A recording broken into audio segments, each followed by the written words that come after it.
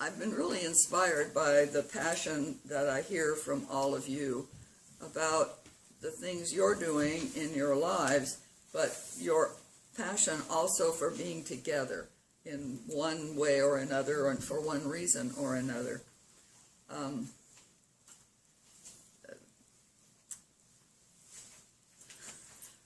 Laura, see, I lose names at this point, whom I know as well as anybody in this room.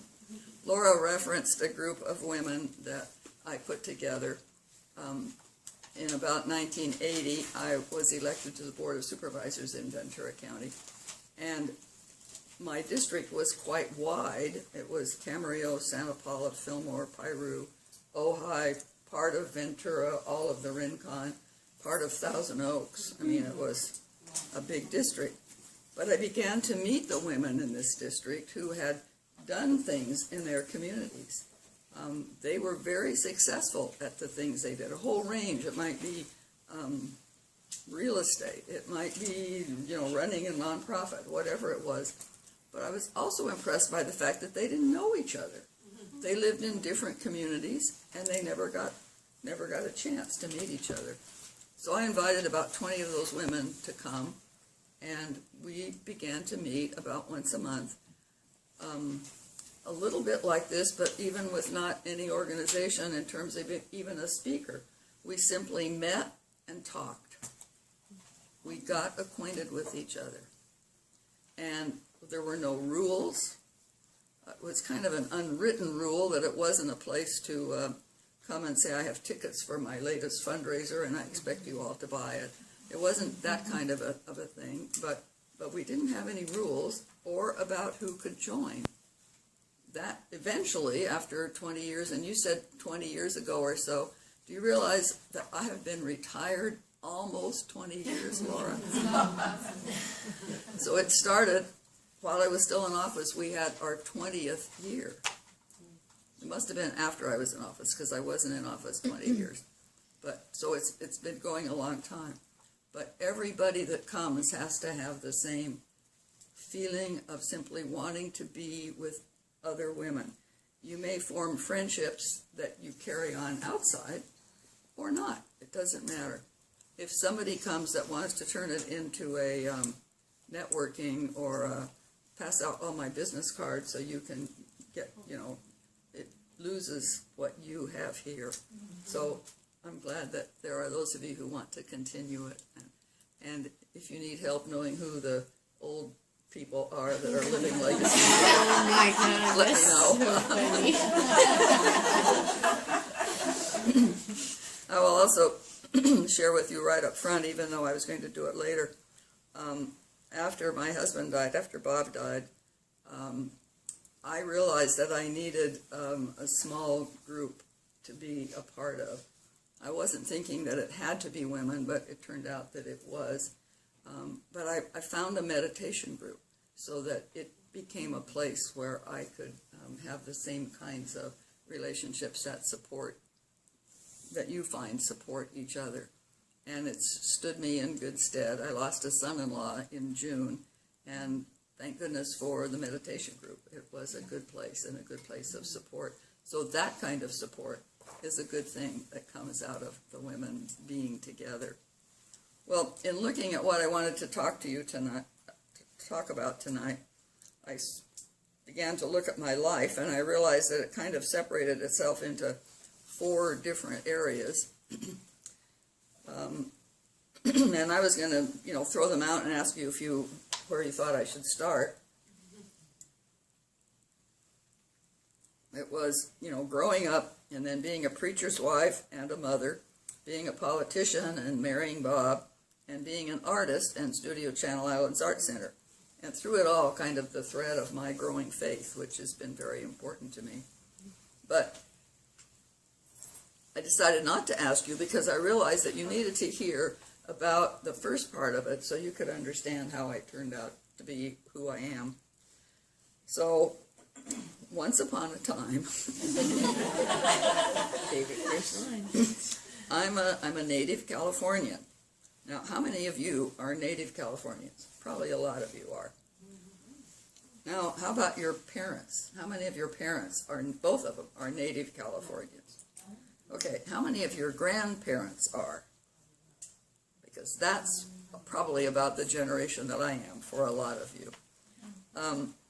It's not so common for people my age to be native. How old am I, you ask? Well, having been a politician, you realize that every news article that said anything about me said, Maggie Kildee, 52, or Maggie Kildee, age 63, and then it would tell you whatever it was that I had done. So it's pretty hard to keep a secret. In fact, I'm 82, and in fact, on my 80th birthday, I had a solo show at Studio Channel Islands Art Center. I'm a sculptor. I will tell you about that before we finish. And I decided to have a party at the gallery to celebrate my 80th birthday. In the meantime, I had been chosen to be one of the first group of gemmas, the women who wear a diamond necklace. And that's a long story in itself if you haven't heard it. I don't want to go into it all. We have one of the original Julias here. It's a diamond necklace that gets passed around amongst 12 women for a year. So I had the necklace during my birthday month of June. So I wore the necklace. I created a sculpture to be the door prize for my birthday party, because I had the audacity, if you can believe this, to ask everybody that came to my party to pay $80 to come. Well, they did, plus some of them gave some more, and we raised $12,000 that night for Studio Channel Islands Art Center. But because I was wearing the necklace and giving away a sculpture as a door prize, this was the door prize. There's a big picture of her in this book, but it's a sculpture wearing, not diamonds, but wearing a necklace to represent the diamond necklace that I wore. And we had a lot of fun with that.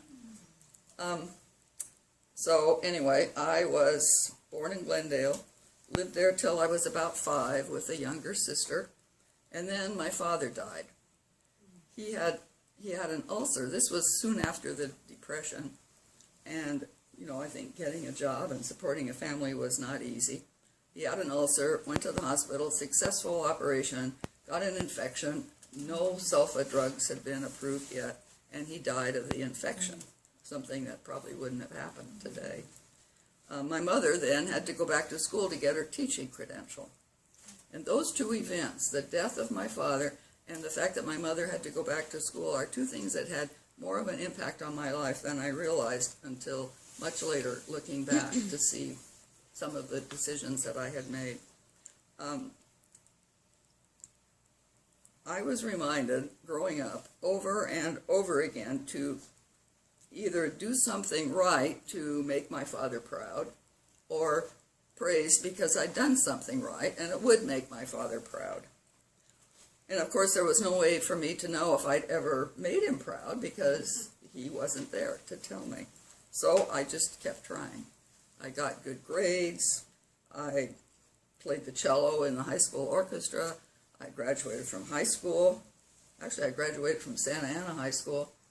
And the sad part was that our class never got to go to Disneyland for grad night. Because there wasn't a Disneyland yet. I never took the time then to think about what I really wanted to do with my life. I never paid any attention to that creative side of my life. You even think of the music as creative, but I played the cello, which is not something that you can play for fun very often. You have to be kind of serious if you're going to play the cello, and that's what I did. I played it in an orchestra. I should either leave these on or take them off, shouldn't I? I don't know. Can't see without them. So I became a pretty serious kind of a person. And I knew that when I went to college, which I did, that I would get a teaching credential so that I would always be able to take care of myself, never have to go back to school to get a teaching credential like my mother had to. So I did. I got a teaching credential, but my real goal was to get married so that I would have somebody to take care of me. This is a long time ago. Think about that. That's not always the best way to lead your life. Although those growing up years were good, I don't want you to think that they weren't good years. We had a lot of fun. My mother loved to go camping, and so she would take a tent and we'd go up to Carpinteria or El Capitan or Pismo, and we'd dig for clams and she'd make clam fritters. I mean, we had a lot of fun. We did a lot of good things. My grandparents lived with us for a while. My grandfather played the fiddle, not the violin, the fiddle. Different approach. And he would play old camp songs or hymns. And my grandmother, who was Scottish, would get up and try to dance a jig when he was playing. It was great fun. My grandmother, one of my grandfather's favorite songs was When You and I Were Young, Maggie. I would sing it for you if I could sing, but I can't. And you might guess that my grandmother's name was Margaret. She never went by Maggie. She might be appalled that I do, but he would play that for her. But because she was Scottish, she loved Scottish things, and she acquainted me with Robert Burns. And to this day, I can remember things like, "Oh, would the gods the gift ye gie us to see ourselves as others see us."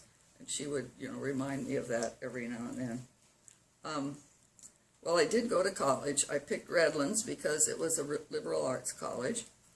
My mother lived in Santa Ana, and so Redlands was far enough away that I wasn't expected to come home very often, but close enough that I could if I needed to.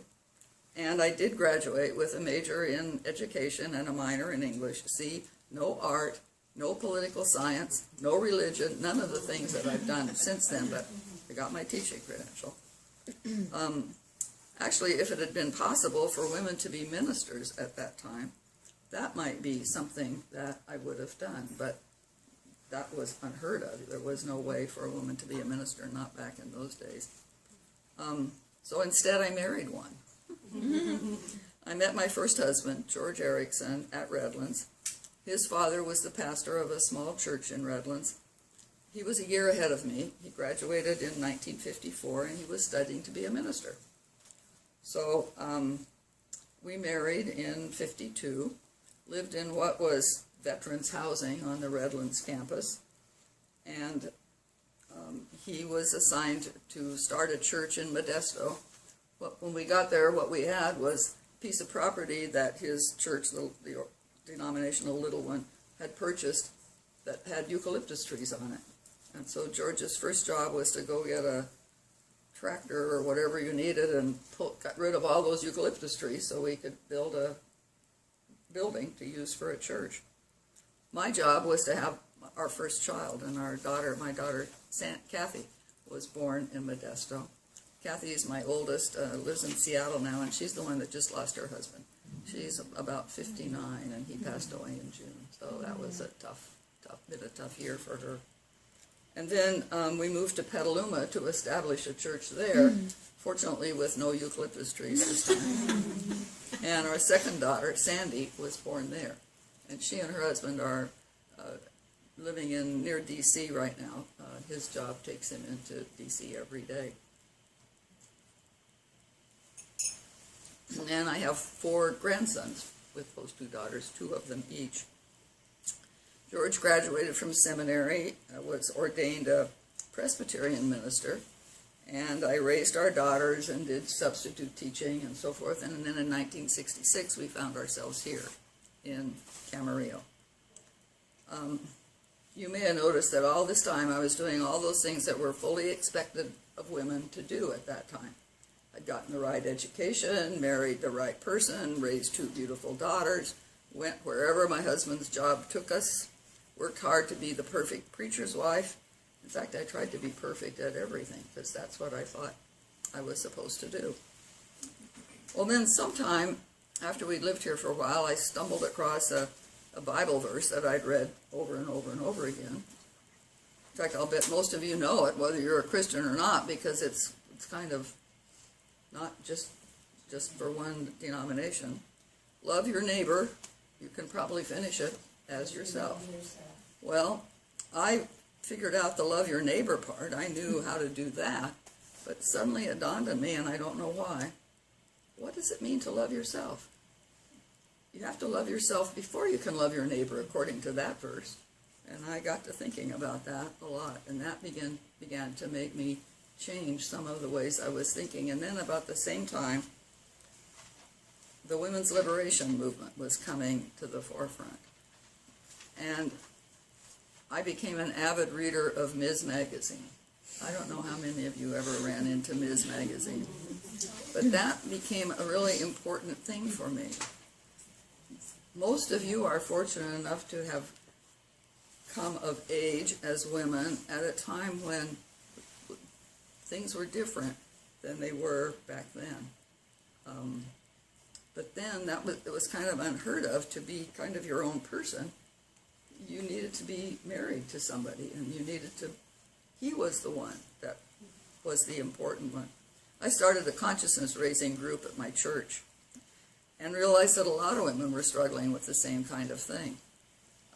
We began to learn slowly that it was okay to be ourselves, to not just be somebody's wife, not just be somebody's mother, but we could be who we were. We could still be a good wife, still be a good mother, but be who we were also. I began to make some little decisions. One of the first things I did was buy a painting for the house without asking my husband's permission to buy it. That was pretty brave. I started working on a potter's wheel, making cups and bowls. I decided to begin teaching full-time. Both of my girls were in high school by this time. One of the best decisions I ever made was to seek a psychologist's help to figure out how to deal with my husband's affairs. I had a hard time getting over the feeling that it was all my fault and that I needed to be better somehow. And the psychologist was wonderful. In fact, one of the neatest things that happened to me was that a school was started in Camarillo, an open school within the Pleasant Valley School District. And they were starting to set up, and they needed teachers to come. I was teaching school.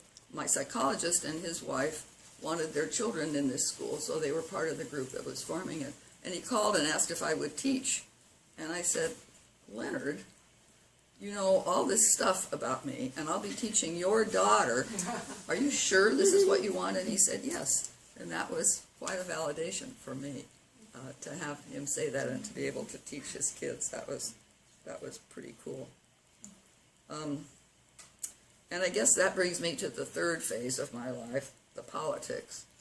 This sort of happened by accident. A friend from church who was head of the Pleasant Valley Recreational Park District needed some support on his board and asked me to run for that, and I did. I didn't have any great passion to do it, but it was fun, and I did. And then I found myself running for the Ventura County Board of Supervisors a couple of years later. Actually, that decision to run for election was actually prompted by a man. Several things had fallen into place in Ventura County. The incumbent was retiring. No woman had been elected to the board. Redistricting. Camarillo was the biggest city in the district. And the two men from Camarillo decided to run. And I thought, well, that's going to kind of split the vote. But one of them invited me to lunch, and he said, I want you to help me get elected, and after I'm elected, I want you to come and work for me in my office. You can be my assistant. And I'm thinking, well, that's good. Gets me out of the classroom, you know, that's fine. But the more I thought about it, I thought, heck, if I'm going to work that hard, why don't I just run myself? And so I did, and I got elected.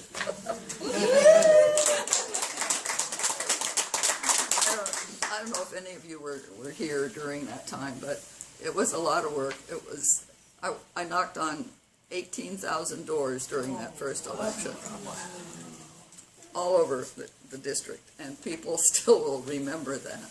But it was great fun to be a part of the Board of Supervisors. I was one of the first two women ever to be elected, and the first one ever to chair the board. So those are just some nice memories of being there.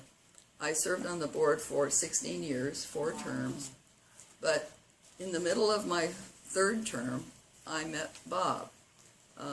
Bob had moved to the county.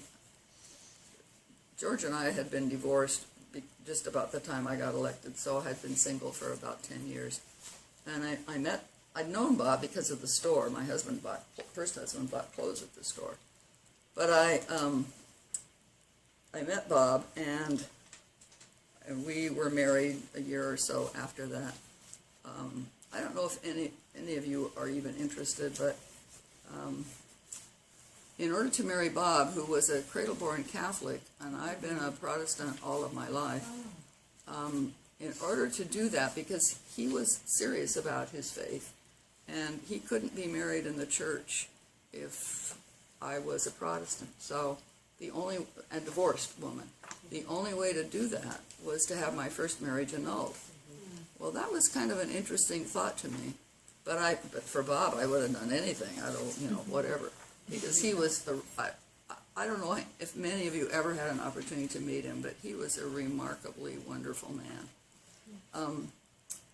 So I did, and the reason I'm telling you this is because going through that annulment process simply meant that I had to fill out quite a questionnaire about myself and my life and what had gone wrong with this marriage. Why should it be annulled?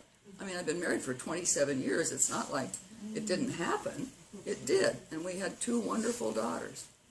But when I could look back and say, the reason that I married was not a good reason. It wasn't a valid reason. To get married in order to have somebody to take care of me, that was not a valid reason to get married. And the Catholic Church, the tribunal, accepted that. So I'm telling you this because getting that annulment was a very good thing for me. I didn't get the annulment because he was a lousy so-and-so, and because he did all these things that were wrong. That wasn't the point of it at all. It was to say, what choices had I made that were probably not good choices for me. Anyway, all of that aside, I married Bob, and I discovered finally what unconditional love was all about. Even though I'd heard about God's unconditional love and thought I knew it, to experience by being married to somebody was remarkable. Now we'll see if I can find my way again where I was. Being elected was one of the greatest things that I had done. I'd come a long ways from where I had been when I started out in college.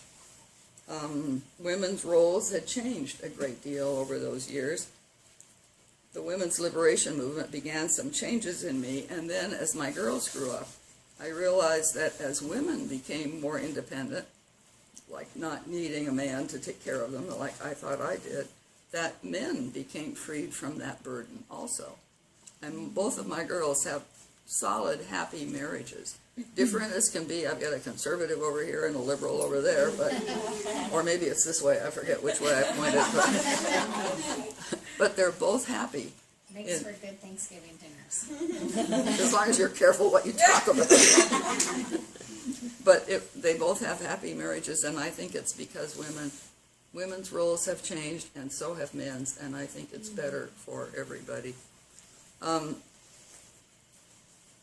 So I finally decided in the middle of my 3rd term that it was time for me to spend some time with Bob. So it wasn't in the middle of my 3rd term, as I was running for my 4th term. So in the middle of my 4th term, then I announced that I wouldn't run again because I wanted to spend more time with Bob. And then the good news is that my assistant, Kathy, whom most of you know, was elected to take my place. So she is a good choice, I think. And Bob and I had the ability to spend some more time, but I also found I could get my hands back in the art. And so that brings me to the part I'm enjoying the most, which is I have a studio, I work in clay, I make women out of terracotta because I'm more interested in the shape than I am in glazing. And for some reason, they're all uppity women. They do whatever they want to do. They don't worry too much about how they look. I keep using my hands. I don't know why they're women, but why they're round, but somehow this keeps happening when I get my hands on the clay. So I began to do the sculpting. I had a studio at home, And about that time, the Camarillo State Hospital was being decided what the future of it was going to be. And when it was decided that it would be a Cal State University, Handel Evans became its first president, the planning president for the university. And he looked at, I don't know, how many of you have been out there to the college? How many of you are ever, you're all too young, how many were ever out there when it was a hospital? So you know that those buildings were built a long time ago. And when I first walked into one of those buildings, it had been empty for a long time, and there were birds' nests and carcasses and whatever. Ghosts, yes. So Handel, though, looked at the work therapy building out at the university, at the state, hospital, and he could envision it being a cultural hub for the university and for the community. So he talked to some of the women, some people he knew, a couple of artists, a couple of women who got in touch with some artists. Excuse me, and I became one of those women finally. There were 3 or 4 of us, and we met and said, okay, and we started Studio Channel Islands Art Center. We brought some more people in with us, and we ended up out there with 20 artists in studios that were open, big gallery. How many of you have been to the cathedral in Los Angeles? Have you seen the tapestries that John Nava did down there?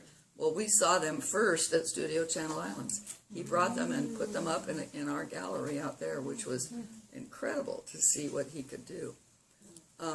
And so Handel's vision, became a reality in the sense that we had studios out there.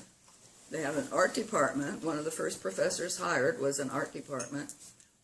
Unfortunately, the professor thought we were a threat to him. His art department grew and grew, and it needed more space, and we lost our lease. And so then, thinking that the end had come, we moved into Old Town Camarillo. How many of you have been to Studio Channel Islands Art Center in Old Town? I will tell you that you are missing a good thing if you haven't been there, because it's really quite remarkable.